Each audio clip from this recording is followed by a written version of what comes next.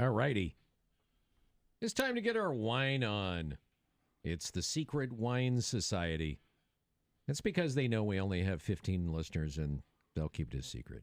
It's the Secret Wine Society located down in lovely Oakland, Oregon. You maybe didn't know that Oregon had an Oakland. We do. And they're in the studio. Robert and Don, welcome back. Hey, guys. Rolling.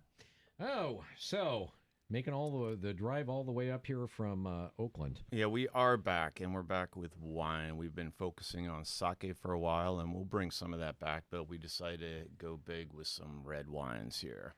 Okay, so for folks that don't know about the Secret Wine Society, you are considered to have probably one of the largest, if you will, wine libraries in the state, correct? It's a pretty crazy collection, I would agree.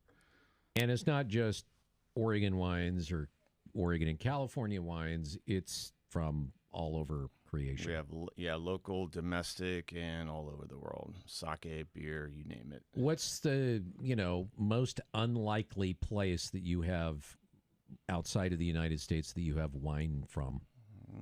I'd say right now, probably Slovenia, maybe. Slovenia? Yeah. What kind of wine comes from Slovenia? They do a lot of orange wines. Orange? So basically it's a skin contact. It's like a rosé made out of white grapes, basically. So you leave the skins in, so there'll be an orange color or an amber color, but it gives it some structure. So some of these are pretty intense, and they need food. Okay. Because of the tannins. All right. So what have you brought in for us to try?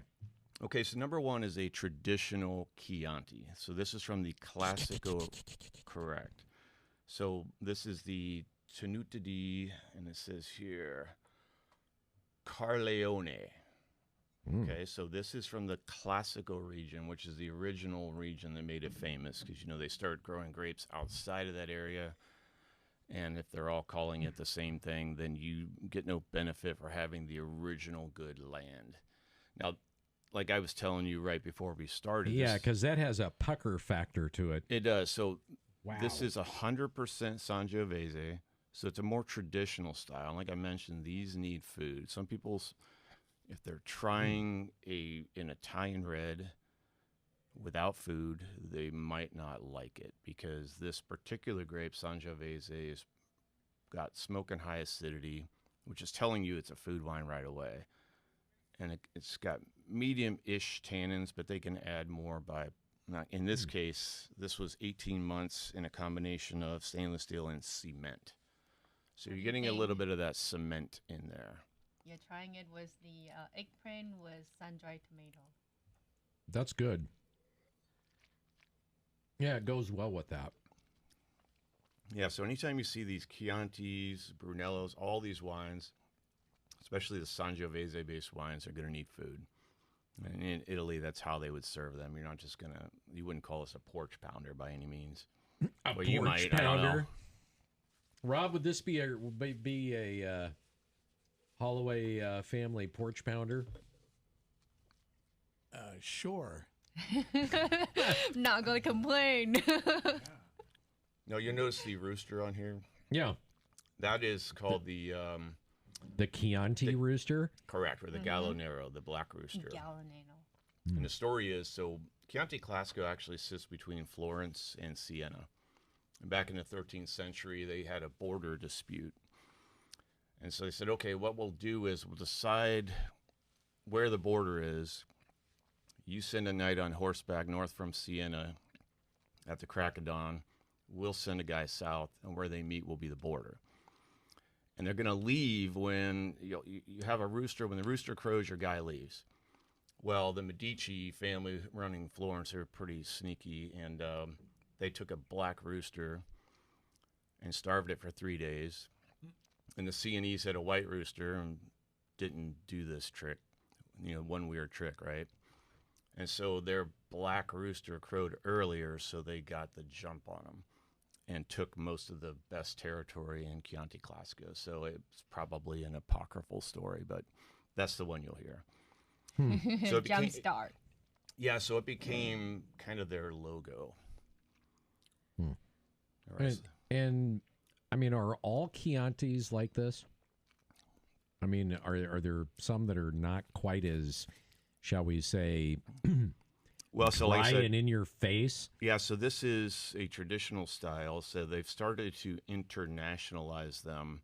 They've changed the rules about what grapes you can add. So now there's some international varieties like Merlot, and they're fleshing them out to make them more, I guess, easier for like more fruit, Mm-hmm. I guess.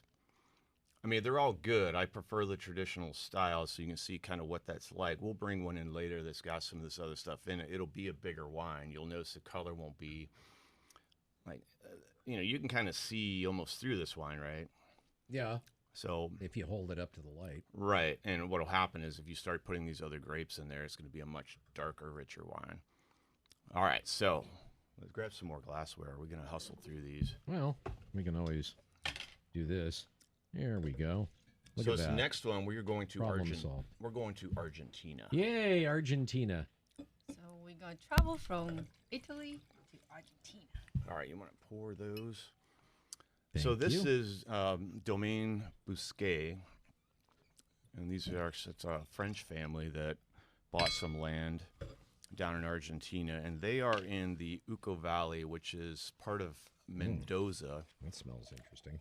and the Uco Valley's actually got some elevation, so you're getting up into the Andes a little bit, so you get a little more hang time on the grapes. There's more freshness.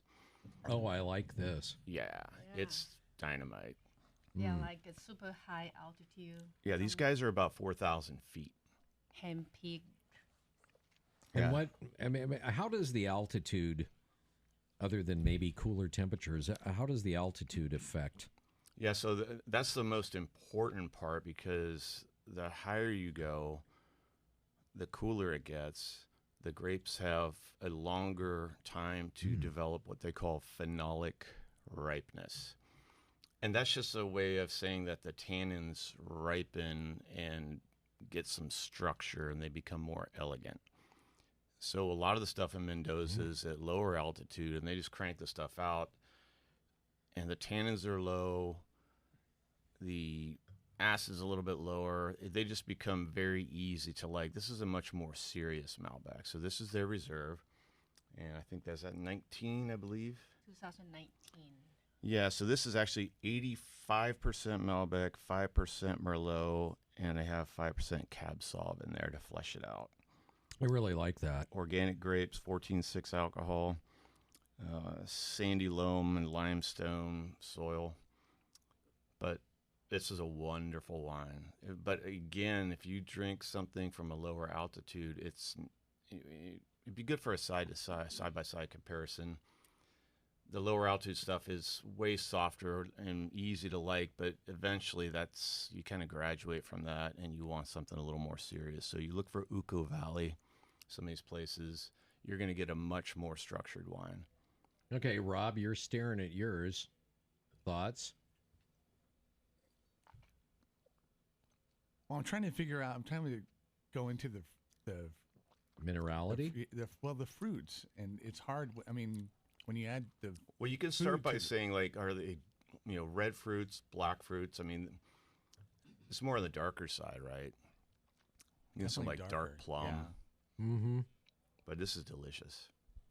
It really is. Goes well with the cheese. What's the cheese? Cheese is a really good aged English cheddar.